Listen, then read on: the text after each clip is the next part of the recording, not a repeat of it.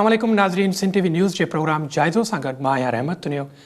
नाज़रीन, अफ़गानिस्तान जी क़ौमी आला टेकड़ी काउंसिल जो चेयरमैन अब्दुल्ला पाकिस्तान जे दौरे ते पहुतल आहे ऐं अॼु हुन हिकु अहम प्रेस कॉन्फ्रेंस खे ख़िताब कयो आहे, जिते हुन चयो आहे त अफ़गानिस्तान में अमन पाकिस्तान में मौजूदु इस्तेहकाम खे वधीक सघ ॾींदो जेकॾहिं अफ़गानिस्तान में तशदुद घटि नथो थिए ऐं हालतूं बहितर नथियूं थियनि त पोइ जेको अमन मरहलो आहे उनखे यकीनी बणाइण में ॾुखियाइयूं पेश ईंदियूं। उन सां गॾोगॾु अब्दुल्ला पाकिस्तान ऐं अफ़गानिस्तान विच में सियासी सिक्योरिटी तोड़े ॿियनि मामलनि ते बि ॻाल्हायो आहे ऐं उन सां गॾोगॾु पाकिस्तान जे परॾेही वज़ीर शाह महमूद कुरैशी साहब बि इन जी कॉन्फ्रेंस आहे इनखे हिकिड़ो सुठो सवण करार ॾिनो आहे। सो अॼु इन मामले सां गॾोगॾु अफ़गानिस्तान में मौजूदु जेके पीस टॉक्स बि हलनि पिया इन मामले ते बि ॻाल्हाईंदासीं। इन सॼे मामले ते ॻाल्हाइण लाइ असां सां अॼु प्रोग्राम में टेलीफोन लाइन ते जॉइन कयो आहे अफ़गान मामलनि जे माहिर ऐं सीनियर तजज़िये निगार रहीमुल्लाह यूसुफ़ज़ई साहब। रहीमुल्लाह साहब अस्सलाम वालेकुम। वालेकुम सलाम। सर, अब्दुल्ला पाकिस्तान आए हुए इसके दौरे को कैसे देखते हैं? मेरे ख्याल में इसकी अहमियत इसलिए भी ज़्यादा है कि डॉक्टर अब्दुल्ला 12 साल के बाद पाकिस्तान आए हैं। पाकिस्तान से उनकी काफ़ी नाराज़गी थी।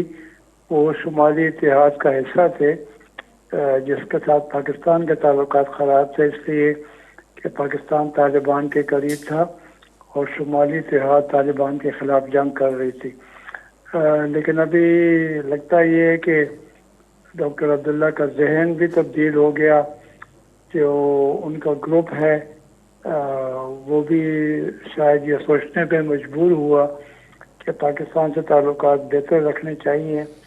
तो वैसे भी अफ़गानिस्तान के अमन के प्रोसेस में पाकिस्तान का इतना अहम किरदार रहा है कि किसी भी अफ़गान रहनुमा के लिए मुमकिन नहीं है कि वो पाकिस्तान को नज़रअंदाज करे। हाँ, जैसे कि अब्दुल्ला ने कहा है कि मुख्तलिफ शिद्दत पसंद गुरुओं वो मसरूफ़ अमल है दोनों ममालिक के बीच में मामलात ख़राब करने के। वो कौन से गुरु हैं, क्या उन लोगों को अभी तक टैकल नहीं किया जा सका है? एक तो देखें ना, अफ़गानिस्तान में तो 42 साल से जंग हो रही है। वहाँ तो मुख्तलिफ मुसल्लह ग्रोह आ गए, उनको वहाँ पनाह मिल गई और वो बड़े मजबूत हो गए। तो वो अलकायदा वगैरह, फिर तहरीक तालिबान पाकिस्तान और Islamic movement of Uzbekistan, east Turkistan Islamic movement, Islamic jihad union और कई पाकिस्तानी और अफ़गान तंजीमें वहाँ मसरूफ़ अमल हैं। और फिर बाद में दाइश भी वहाँ पे आ गई। तो एक तो ये सारे गैर रियासती मुसल्लह ग्रोह हैं और वो ज़ाहिर है अमन के मुखालिफ हैं। लेकिन फिर ये भी है कि कुछ अफ़गानिस्तान की हुकूमत के अंदर भी इख्तलाफात हैं और अफ़गान हुकूमत के मुखालफिन भी हैं। अभी तो ये इकट्ठे होकर एक मुज़ाकराती टीम में शामिल हैं, लेकिन देखा जाएगा कि इनका इख्तलाफ जो है वो ख़त्म होगा या आइंदा भी रहेगा। और तालिबान एक अलहदा मुसल्लह ग्रोह है, तो वहाँ तो बेशुमार मसाइल हैं और ये इतना एक पुराना पेचीदा मसला है, उसको हल करना है। ये तो एक बड़ी नाकाबिल यकीन बात थी कि अमेरिका और तालिबान की बातचीत 18 महीने हुई और फिर एक मुआहदा भी हो गया और उसी की वजह से अब ये बैनुल-अफ़गान मुज़ाकरात हो रहे हैं। सही, जैसे कि पाकिस्तान और अफ़गानिस्तान के माबीन सिक्योरिटी, सियासी और मुआशी तावन की सलाहियत मौजूद है। ये दोनों ममालिक के जो स्टेक होल्डर्स हैं वो भी कहते रहे हैं मुख्तलिफ तकारीर में या मुख्तलिफ कॉन्फ्रेंस में, खिताब वगैरह में। क्या इसमें पेशरफ्त क्यों नहीं आ पा रही अभी तक? काफ़ी इसको अरसा भी हुआ है, दोनों ममालिक के वो कहते भी हैं कि ये सलाहियत मौजूद है, मगर ये तावन आगे क्यों नहीं बढ़ रहा? एक तो आपकी आवाज़ कट रही है बार बार, लेकिन जो मैं समझा हूँ वो ये कि पाकिस्तान और अफ़गानिस्तान के ताल्लुकात में क्यों बेहतरी नहीं आ रही, क्या वजूहात हैं। ये सिक्योरिटी के मसाइल हैं, माशी मसाइल हैं। पहली बात तो ये है कि ये ताल्लुकात कभी भी दोस्ताना नहीं रहे, अक्सर ख़राब ही रहे। और ये शुरुआत अफ़गानिस्तान ने की थी। جب پاکستان آزاد ہوا تو افغانستان واحد ملک تھا جس نے یو این میں پاکستان کی رکنیت کی مخالفت کی تھی، اس بنیاد کے اوپر کہ افغانستان نے کہا کہ ہم ڈورینڈ لائن کو بین الاقوامی بارڈر نہیں مانتے، اور یہ پختون اسلام کا ایشو بھی انہوں نے اٹھایا تھا، پختونوں اور بلوچوں کے حقوق کی بات کی تھی، تو پھر بس وہ تعلقات خراب ہی رہے۔ البتہ یہ ہے کہ 1965 کی جو جنگ تھی یا 71 کی پاکستان اور انڈیا کی، اس میں پھر افغانستان نے پاکستان کا ساتھ دیا، کھل کر نہیں ایسا، لیکن انہوں نے انڈیا کی حمایت نہیں کی اور پاکستان سے ہمدردی دکھائی۔ تو میں سمجھتا ہوں کہ تعلقات تو تجارت کے حوالے سے بڑے اچھے ہیں، اور عوام کے درمیان تعلقات بھی کافی بہتر ہیں۔ سیاسی سیکیورٹی کے مسائل ہیں، اور اس کی بڑی وجہ افغانستان کی جنگ ہے۔ تو اگر یہ امن قائم ہو گیا تو میرے خیال میں تعلقات میں بہتری کی بہت امید ہے۔ افغان امن عمل میں پاکستان کا کردار جو ہے آنے والے دنوں میں وہ کیا بنے گا، کون سی نوعیت کا بنے گا؟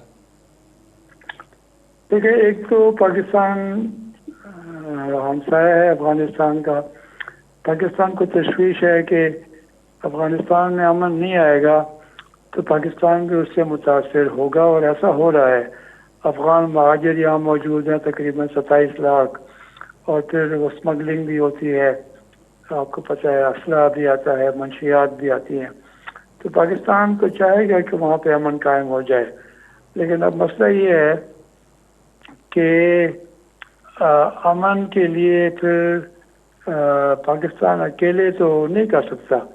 پاکستان تو سہولت کار ہے، امریکہ اور طالبان کے مذاکرات کروانے میں پاکستان نے ایک بڑا اہم کردار ادا کیا۔ جب بھی رکاوٹ پیدا ہوئی، امریکہ نے، ٹرمپ نے پاکستان سے کہا، پاکستان نے وہ رکاوٹ دور کی، اور پھر سے طالبان کے ساتھ امریکہ کے مذاکرات شروع ہو گئے۔ حالانکہ پچھلے سال اکتوبر میں ٹرمپ نے یہ مذاکرات ختم کر دیے تھے، پاکستان نے پھر ان کو شروع کروایا تھا جب ملا عبدالغنی برادر کو اور زلمے خلیل زاد کو اسلام آباد آنے کی دعوت دی اور ان کی ملاقات کروائی۔ اب یہ ہے کہ یہ بین الاقوامی مذاکرات جو ہیں یہ تو افغانوں کے درمیان ہو رہے ہیں۔ ابھی جو یہ 41 مذاکرات کار ہیں، 21 طالبان ہیں اور 20 افغان حکومت کے نمائندے ہیں، تو یہ ہال میں بیٹھے ہوئے ہیں، وہاں کوئی غیر ملکی نہیں۔ اب انہوں نے آپس میں بات کرنی ہے، کچھ معاملات طے کرنے ہیں، لیکن یہ ہے کہ جب بھی ضرورت پڑے گی تو پاکستان جو ہے وہ سہولت کار اور ثالثی کرے گا، پہلے بھی کی ہے، اب بھی کرے گا۔ اور اس کے علاوہ اور بھی ملک ہیں جن سے کہا گیا ہے، جس طرح قطر ہے، چین بھی ہے، ناروے ہے، تو یہ بھی کوشش کریں گے، اور پھر امریکہ کا بڑا اہم رول ہے۔ تو میرے خیال میں فیصلہ تو اصل میں افغانوں کو کرنا ہے کہ انہوں نے پرامن طور پہ رہنا ہے کہ مزید 40 سال کے لیے جنگ کرنی ہے۔ بین الافغان مذاکرات دوحہ میں ہوئے تھے، اس کا پہلا افتتاحی اجلاس ہوا 13 ستمبر کو، اس کے کیا نتائج نکلے ہیں ابھی تک؟ دیکھیں، یہ تو بڑی مشکل سے مذاکرات شروع کروائے گئے، 6.5 مہینے یہ دیر سے ہوئے، حالانکہ یہ مذاکرات 10 مارچ کو شروع ہونے تھے، اور اس وقت 6000 قیدیوں کا تبادلہ ہونا تھا۔ یہ شرائط لکھی گئی تھی دوحہ معاہدے میں، جو طالبان اور امریکہ کا ہوا، وہ کافی دیر ہو گئی۔ افغان حکومت جو تھی وہ طالبان قیدیوں کو رہا نہیں کر رہی تھی۔ ابھی تو چلے بالآخر مذاکرات شروع ہو گئے، لیکن جس طرح پہلے سب کو پتہ تھا کہ یہ بڑے مشکل مذاکرات ہوں گے، تو ابھی تک تو یہ معلوم ہوا ہے کہ جو ایجنڈا ہے، رول آف پروسیجر ہے، جو اس کے باقی شرائط ہیں، وہ طے کرنے کی کوشش ہو رہی تھی۔ ابھی جو نئی باتیں سامنے آ رہی ہیں اس میں یہ ہے کہ افغان حکومت کا مطالبہ ہے کہ طالبان جنگ بندی کا اعلان کریں، طالبان یہ مطالبہ نہیں مان رہے۔ طالبان کا مطالبہ ہے کہ افغان حکومت شرعی نظام کو لانے میں وہ اپنی رضامندی کا اظہار کرے، اور میرے خیال میں اختلافات کافی ہیں، اختلافات سب کو پتہ ہے کہ کافی ہوں گے، لیکن یہ ہے کہ ان کو دور کرنے کی کوشش ہو رہی ہے، اور یہ لگ رہا ہے کہ یہ مذاکرات جاری رہیں گے، چاہے اس میں رکاوٹ پیدا ہو، چاہے اس میں اختلافات موجود ہوں، یہ آسانی سے تو مسئلہ حل نہیں ہوگا۔ نومبر میں امریکی صدارتی انتخابات ہونے والے ہیں، اور ابھی جو بین الاقوامی مذاکرات بھی جاری ہیں، آنے والے دنوں میں یہ کیا سین بنے گا؟ دیکھیں، امریکی انتخابات جو ہیں 3 نومبر کو، اس کے نتائج کا بڑا اثر پڑے گا افغانستان کے امن پروسیس کے اوپر اور مذاکرات کے اوپر۔ میرے خیال میں اس وقت تک تو کوئی بڑی پیش رفت نہیں ہوگی مذاکرات میں، لیکن اگر ٹرمپ جیتتے ہیں تو چونکہ یہ ان کی پالیسی ہے کہ امریکی اور نیٹو کی فوج کو نکالا جائے، طالبان سے انہوں نے معاہدہ بھی کیا ہے، تو لگتا یہ ہے کہ شاید تقریباً یہی پالیسی رہے گی، ورنہ ہمیں پتہ ہے کہ ٹرمپ کو اتنے قابل اعتبار نہیں ہے۔ انہوں نے ایران کے ساتھ بھی جو معاہدہ ہوا تھا ایٹمی پروگرام کے حوالے سے، جو اوباما نے کیا تھا، وہ ختم کر دیا۔ لیکن یہ ہے کہ جو بائیڈن اگر جیت گئے، ڈیموکریٹک جو امیدوار ہیں، تو ظاہر ہے وہ ایک مختلف ان کی سوچ ہے، پارٹی ہے، لیکن مجھے لگتا نہیں ہے کہ کوئی بڑی تبدیلی آئے گی امریکی پالیسی میں۔ امریکہ افغانستان کی جنگ سے تنگ آ چکا ہے، یہ تقریباً 20 سال ہو گئے، یہ امریکی تاریخ کی سب سے لمبی اور سب سے زیادہ خرچے والی جنگ ہے، تو میرے خیال میں وہ چاہیں گے کہ یہ مسئلہ حل ہو جائے بات چیت کے ذریعے، اور افغانستان کے سارے دھڑے جو ہیں، مسلح گروہ جو ہیں، سیاسی جماعتیں جو ہیں، وہ مل کر ایک سیاسی نظام کے اوپر متفق ہو جائے، جو بہت ہی مشکل کام ہے، لیکن اس کے لیے کوشش ہو رہی ہے۔ صحیح، یہ اگر باتیں یہ سلسلہ چلتا ہے اور یہ حل ہو جائے، یہ تو ایک امید ہے، مگر کافی عرصے سے یہ تاخیر کا شکار ہے، کیا واقعی میں یہ معاملہ حل ہو پائے گا؟ دیکھیں، یہ اتنی امید پہلے کبھی نہیں تھی، اتنی کوشش پہلے کبھی نہیں ہوئی، اس طرح کا اتفاق رائے بین الاقوامی طور پر کبھی نہیں ہوا۔ یہ اس لیے ہم کہتے ہیں کہ پہلے کے مقابلے میں امید زیادہ ہے۔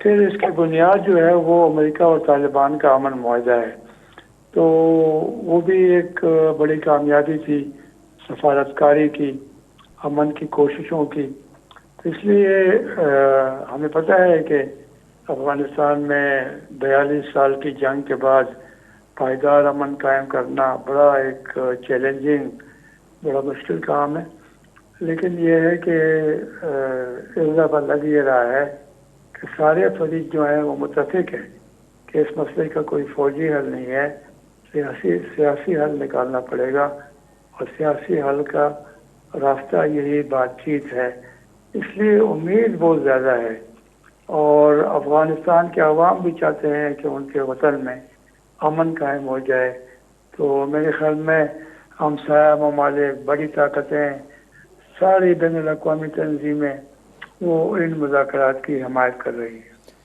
جی، اس افغان امن کے قیام کے حوالے سے ایک طرف تو اشرف غنی ہے، دوسری طرف ہے عبداللہ، ان لوگوں کی جو اہمیت ہے وہ آپ کیا دیکھتے ہیں اس عمل میں، اور ان لوگوں کا جو کردار ہے افغان امن عمل میں؟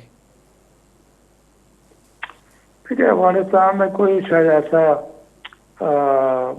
گروہ نہیں ہے، ایسی سیاسی جماعت نہیں ہے جس نے خانہ جنگی میں یا روس کے خلاف جنگ میں یا امریکہ کے خلاف جنگ میں حصہ نہ لیا ہو، اور آپس میں ان کی بڑی دشمنیاں ہیں۔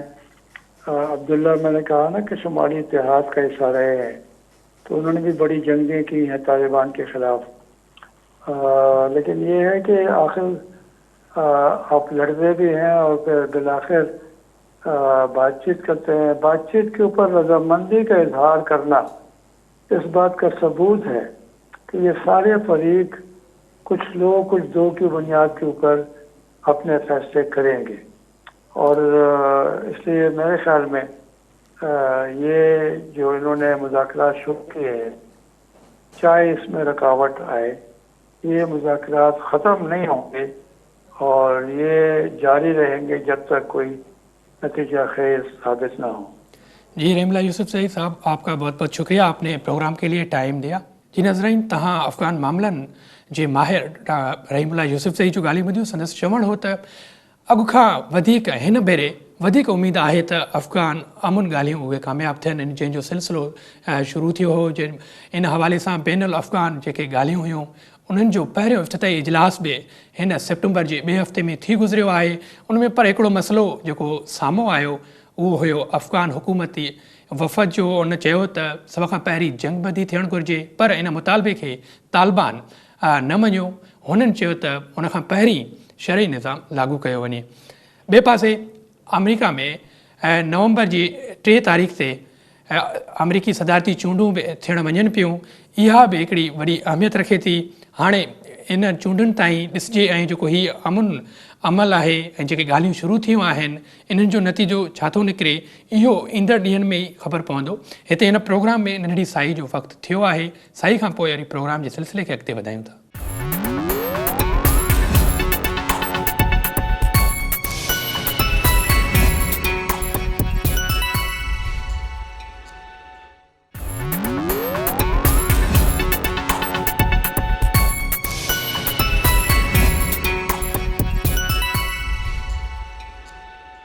प्रोग्राम में हिकु भेरो ॿीहर भलीकार नाज़रीन, हिन वक़्तु हिन प्रोग्राम में असां ज़िक्र कंदासीं अर्मानिया ऐं अज़रबाईजान विच में जेकी जंग जी सूरत हाल पैदा थी वई आहे। नागोर्नो काराबाख वारे इन इलाइक़े में उहा शिकतान शुरू थी आहे, जंहिंमें ॿुधायो पियो वञे त केतिरा ई माण्हू उहे फ़ौत क़तल कया विया आहिनि। ॿिन्ही तरफ़नि खां हिकु वॾी अग्रेसिवनेस ॾेखारी पई वञे। ऐं जॾहिं त इन ॿिन्ही मुल्कनि विच में इन साॻे खिते में जेकी जंग आहे उहा वॾे अरसे खां जारी हुई ऐं इहो जेको तकरार आहे इहो इन में जेकी घटिताई 2016 खां आई हुई, पर हिन गुज़िरियल ॾिहाड़े खां वठी इन में वधीक तेज़ी आई आहे ऐं हिकिड़ी ॻणती जोगी सूरत हाल ॿुधाई पई वञे त इहो वधीक ख़तरो पैदा थी सघे थो। इन मामले ते असां अॼु ॻाल्हाईंदासीं ऐं टेलीफोन इन मामले ते ॻाल्हाइण लाइ असां सां अॼु टेलीफोन लाइन ते मौजूदु आहे पाकिस्तान जे अॻूणे सफ़ारतकार डॉक्टर जमील अहमद ख़ान। डॉक्टर जमील अहमद ख़ान, अस्सलाम वालेकुम। वालेकुम अस्सलाम। साईं, अर्मानिया ऐं अज़रबाईजान विच में जेकी छिकताण जारी आहे ऐं जंग जो ख़दशो ॿुधायो पियो वञे ऐं इहो ॿुधायो वञे त हिकिड़े क़िस्म जी जंग शुरू थी वई आहे, इन मामले खे तव्हां कीअं था ॾिसो? कहिड़ो सबबु हो जो इहे क्लेशिस वधी विया आहिनि? इन जी हिकिड़ी हिस्ट्री आहे, पूरी हिस्ट्री त ख़ैर मां तक़रीबन 30 सेकेंड्स में 30 सेकेंड में ॿुधाए थी छॾियां त वर्ल्ड वॉर फर्स्ट खां पोइ इहे 3 कंट्रीज़ हुयूं जेके हुयूं, जॉर्जिया, आर्मेनिया, अज़रबाईजान। इहे कॉकसिस जूं 3 ममालिक हुया। त इन खे पोइ बाद में जेको आहे रशिया सां वरी अज़रबाईजान मिली वियो ऐं जॉर्जिया ऐं आर्मीनिया जेका आहे उन्हनि न कुरान जेको आहे न कोरोना कराबाख उते जंग पहिरियां बि कई। उन्हनि इहा अज़रबाईजान जी आहे टुकड़ी जेका नकोर्नो काराबाख, इन में आबादी जेका आहे उहा क्रिश्चियन आबादी आहे इन में दरअसल, ऐं आहे इहो इलाइक़ो रहियो हमेशह अज़रबाईजान सां आहे। इन ते जंग हली 88 खां वठी 94 ताईं, उन में 33,000 माण्हू मारिजी विया। उन खां बाद पोइ झड़पूं पयूं हलंदियूं आहिनि। इन दफ़े इन जो तनाज़ुर मुख़्तलिफ़ थी पियो आहे। तनाज़ुर इहो थी पियो आहे इन दफ़े, ऐं झड़पूं जेके वधियूं आहिनि इन करे वधियूं त अज़रबाईजान क्लेम थो करे त आर्मेनियन जो को हक़ न हो त उहो इन इलाइक़े में अचे, नगोर्नो काराबाग में अची जेको उते ऐं उतां पोइ असांजी सिविलियन पॉपुलेशन ते अटैक करे। दरअसल नगोर्नो काराबाग में उते बग़ावत थी कंहिं ज़माने में, जेके क्रिश्चियन आबादी उतां जी आहे उन्हनि बग़ावत करे पंहिंजो हिकिड़ो मुल्क न डिक्लेयर करे छॾियो त इहो आज़ादु मुल्क आहे, पर दुनिया जे कंहिं बि मुल्क या अक़वाम मुतहिदा उन्हनि खे तस्लीम न कयो। इन जो मतिलबु इहो थियो त उहा अज़रबाईजान जो ई हिसो रहियो, पर आर्मीनिया जेका आहे उनजी आर्मी इन दफ़े वञी हिते नकोर्ना में अची, नकोर्ना काराबाग में, ऐं उन्हनि इहे हाणे ऑपरेशन वरी शुरू करे छॾिया आहिनि। इन में हाणे वॾा मुल्क टर्की जेको आहे उन क्लियर कट ॿुधायो आहे त असां अज़रबाईजान खे सपोर्ट कंदासूं। पाकिस्तान अज़रबाईजान जे मौक़िफ़ जी हिमायत कई आहे। हाणे इन में सफ़बंदी शुरू थी पवंदी। दुनिया जा काफ़ी सारा ममालिकनि खे चवनि था पिया त सीज़ फायर करायो, त मूंखे लॻे थो पियो त इहो मामिलो वधंदो। सीज़ फायर वारो मामिलो मूंखे नज़र नथो अचे त सीज़ फायर वारो जेको मामिलो। दरअसल ॿी ॻाल्हि इन्हनि इहा कई आहे, जेको इन दफ़े प्रेशर वधाइनि था पिया, उहो प्रेशर वधाइनि था पिया दुनिया में मुख़्तलिफ़ इलाइक़नि में। आर्मीनियन जेके आहिनि उहे जुलूस जलसा कढनि था पिया, ऐं बेल्जियम में, उते अमेरिका में ऐं नेदरलैंड में उते अज़रबाईजान जूं एम्बेसियूं इन्हनि साड़ियूं आहिनि जेके आर्टिकल 22 जनीवा कन्वेंशन जे ख़िलाफ़ आहे त कंहिं मुल्क जे कंहिं एम्बेसी खे नुक़सानु पहुचे उन ॿिए मुल्क में।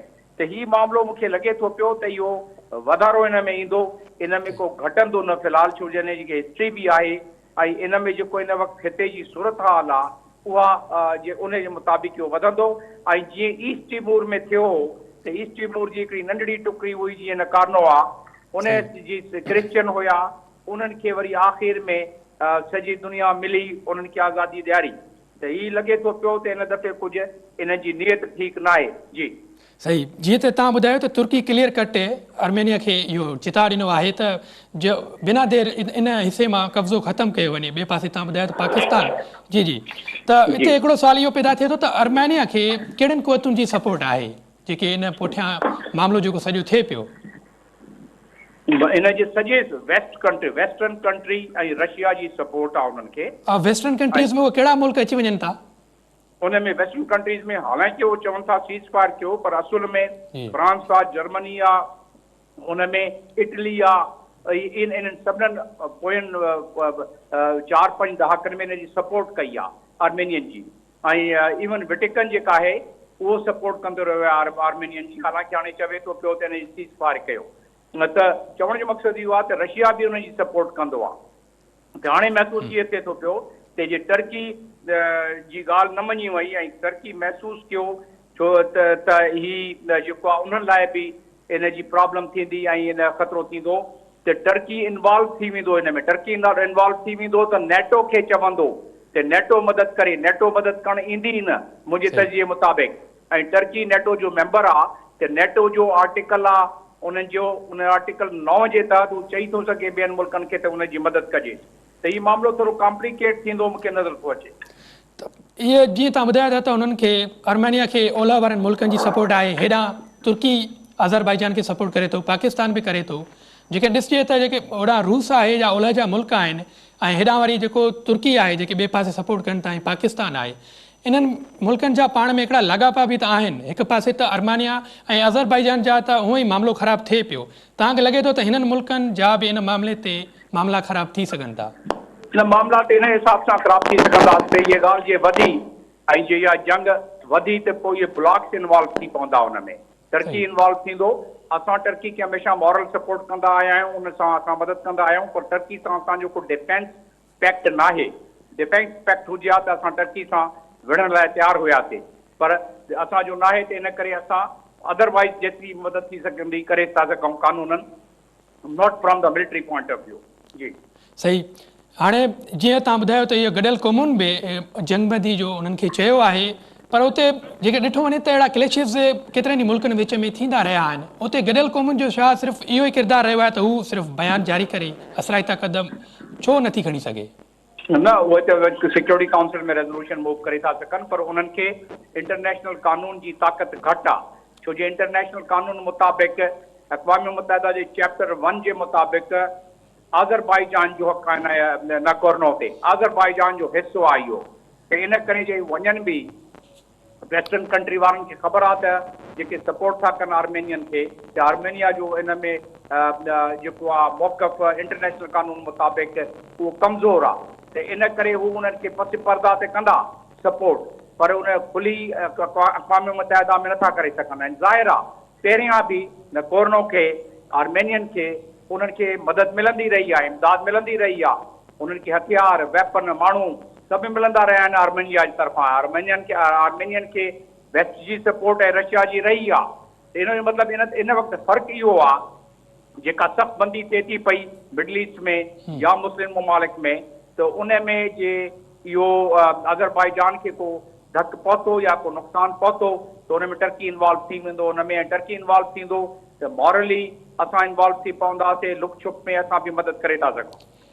सही ही जंहिं इलाइक़े में अर्मानिया हीअ कब्ज़ो करे वेठी आहे इन इलाइक़े जी का ख़ासि अहमियत जंहिं ते इहो मामिलो तव्हां चओ था त 88 खां वठी उहो शुरू थियो आहे जेको अञा ताईं ख़तमु न आहे थियो? न इन जी अहमियत इहा आहे त इन में मिनरल्स एंड ऑइल्स बि आहिनि, पर असुल त ॻाल्हि ॿी आहे त अज़रबैजान जो शुरू खां वठी इहो हिसो रहियो आहे। ऐं पहिरीं अहमियत इहा रही आहे। ॿी अहमियत इहा रही आहे त 100 सालनि जो हिकिड़ो मुआइदो थियो वेस्टर्न कंट्रीज़ जो, जेके उतां वेस्ट जा तक़रीबन को 9-10 कंट्री हुया वर्ल्ड वॉर 2 खां सल्तनत उस्मानिया जेॾी महिल ख़तमु कई वई उन वक़्तु हिकिड़ो मुआइदो थियो लिसाने मुआइदो। त हिन लिसाने मुआइदे में 2023 में इहो मुआइदो ख़तमु थींदो त टर्की खे ताक़त अची वेंदी ऐं टर्की जेको आहे उनखे ताक़त बि आईंदी त ऑयल एंड गैस जिथे बि चाहे एक्सप्लोर करे थो सघे। लासाने एग्रीमेंट जे तहत त Turkey oil and gas explore न पियो करे सघे त टर्की जेको आहे उनखे पहिरियां ई उन्हनि पंहिंजो विजन ॾेई छॾियो आहे त असां जेको आहे पंहिंजी स्ट्रेंथ खे वधाईंदासूं।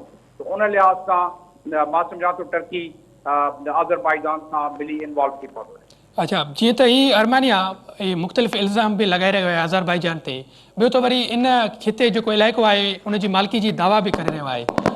उनजे इल्ज़ामनि में केतिरी सचाई आहे ऐं जेके हू दावा करे थो वाकई इहा ॻाल्हि ईअं आहे त हू उन्हनि जी आहे इहो जेको इलाइक़ो आहे जंहिं ते क्लैशिस थिया आहिनि? उन्हनि जे दावा ते उहो कनि था पिया को आहिनि को तक़रीबन 3-4-5 ॾहाकनि खां वठी, पर उहो दावनि जी जेका आहे उहा इंटरनेशनल वैल्यू इन करे न आहे त जेके बि इंटरनेशनली रिकग्नाइज़ बाउंड्री पहिरां खां आहे उहा अज़रबैजान जी आहे। जेके उन्हनि पंहिंजी इंडिपेंडेंस डिक्लेयर कई नकोर्नो जा माण्हू आहिनि उहा इंडिपेंडेंस डिक्लेयर करण खां पोइ कंहिं मुल्क उनखे तस्लीम न कयो माना उनजी हैसियत उहा ई आहे। त तंहिंजे करे भले दावा करे आर्मेनिया, पर जेसीं ताईं का शरारत न कनि सिक्योरिटी काउंसिल में वञी चवनि त बाबा ही त इंडिपेंडेंस आहे हिनखे एक्सेप्ट कयो, या जनरल असेंबली में रेज़ोल्यूशन वञी चवनि त भाई हिननि जी इंडिपेंडेंस तव्हां एक्सेप्ट कयो, त उन सूरत में जेका सिचुएशन चेंज थी वेंदी जीअं ईस्ट तिमोर में थी। पर फ़िलहाल जेका आहे इंटरनेशनल कानून इहा आहे त उन मुताबिक़ उन्हनि जी दावा ग़लति आहे। वॾी महिरबानी डॉक्टर जमील अहमद साहब, तव्हां वक़्तु ॾिनो प्रोग्राम में। जी नाज़रीन, इहा हिकिड़ी नई सूरताल पैदा थी आहे अर्मानिया ऐं अज़रबैजान विच में। इहो ॿुधाए पियो वञे त इहा जंग संगीन सूरताल इख़्तियार कंदी पई वञे। हिकु पासे खां वेस्टर्न कंट्रीज़ आहिनि जेके अर्मानिया खे सपोर्ट कनि था, ॿिए पासे तुर्की आहे जेको अज़रबैजान खे सपोर्ट करे थो। पाकिस्तान बि उन हवाले सां पंहिंजो बयानु ॾेई चुको आहे ऐं इहो बि ॿुधाए पियो वञे जीअं डॉक्टर जमील अहमद साहब चयो त इहा सूरत हाल वधीक ख़राबु थी सघे थी। हाणे ॾिसणो आहे त ईंदड़ ॾींहंनि में गॾियल क़ौमूं इन हवाले सां केतिरो किरदारु अदा कनि थियूं। सो इन प्रोग्राम जो हिते वक़्तु पूरो थिए थो। ॾींदा इजाज़त।